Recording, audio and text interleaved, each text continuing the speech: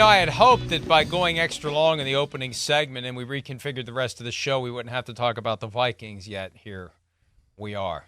After Monday night's embarrassing performance offensively. Defensively, they're great. Offensively, they've lost their way.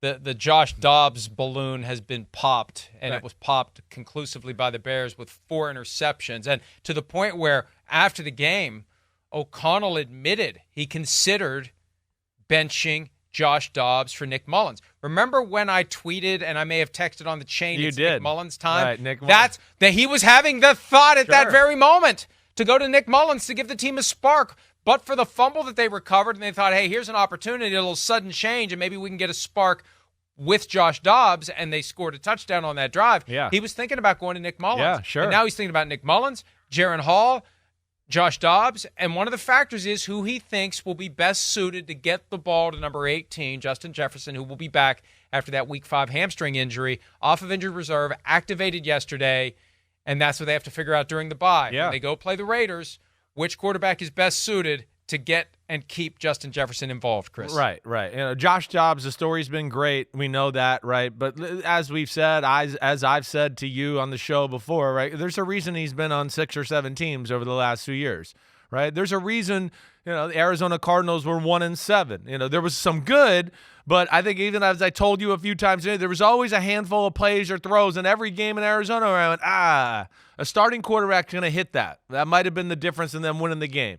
Right? I think the more he plays, the more you'll see his flaws. I think he's a really good backup. Like you've said, you put it the right way before. Really good backups last and can carry the team for 3 or 4 weeks. But then you start to see and teams start to figure out who they are and their flaws show, and you start to go, okay, well, that's why he's a backup. So we'll see where this goes. But and the way Kevin O'Connell is saying that, to me, totally points to Nick Mullins is going to be the starting quarterback if he's totally healthy and ready to go here after the bye week, right? I do, because I think what he's trying to say is Nick Mullins knows the offense. Nick Mullins, there's a reason Shanahan loved him and made him a starter at some point. He's smart. It's like having a lesser Kirk Cousins out there. I feel like that's what people think of Nick Mullins when you hear him described, to where, he's going to know all the checks. He can handle all the offense. He's a solid thrower of the football. It's not a wow arm, but he controls it well. And I think all those signs would point to, hey, let's put him in with Justin Jefferson because we know he can dish and deliver the ball better than Josh Dobbs. So I would expect to see him when they come back and play the Raiders after this week. And that's a great call because, look, it all traces back to the Shanahan mindset of, I've got all the answers on how this offense works if I could just get the players to run it the way I want it to be run.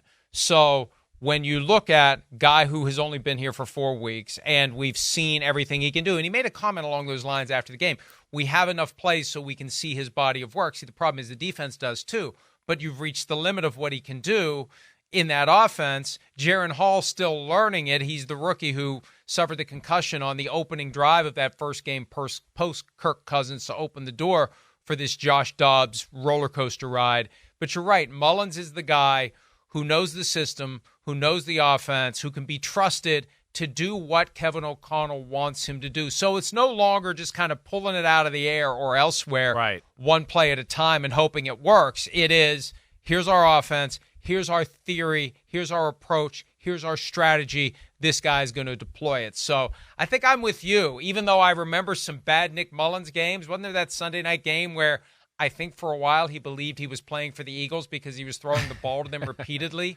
that night when he was playing for the 49ers. Yeah. But, you're in the chicken salad phase of the season. And when you look at what their defense is doing. Right.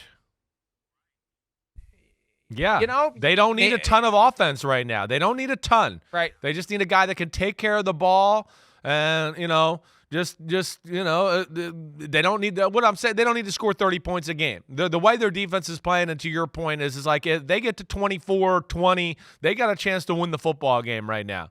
And they come after the bye week, and they're better than the Raiders. You got the Bengals right after that, right, with no Joe Burrow. That fits them well. Detroit, they got 2 out of 3 games with the Green Bay Packers sandwiched in between there. Detroit's reeling right now. We're going to talk about Detroit later in the show. They're showing some cracks in the armor for sure. So we'll see where this goes, no doubt about it. But they're not out of it, and I'm not counting them out of it because of that defense with Brian Flores and because what we've seen from Kevin O'Connell being one of the best offensive minds in the game right now. They still got something to say about this NFC playoff picture, that's for sure. Hey, we were going to talk about Detroit later, but let's go ahead and talk about it now because there's a dovetail, okay, or a pigeon tail, as the case may be. Because I feel like the Vikings now, with this defense that they've discovered under Brian Flores, that is more potent than anything they trotted out last year under Ed Donatel, you don't need a whole lot of offense. And look, the chances of them catching the Lions are extremely slim at this point, although they do play them twice in the final 3 weeks of the season. Hi, it's Mike Florio. Thanks for watching PFT on YouTube. Hit subscribe for the latest news and analysis from Pro Football Talk.